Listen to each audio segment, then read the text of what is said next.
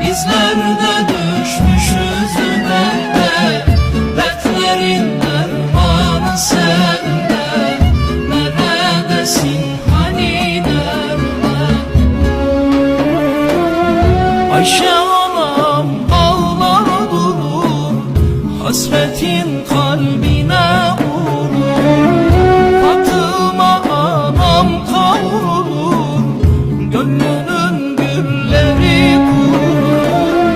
Fatıma anam kavrulur, gönlünün gülleri kurur.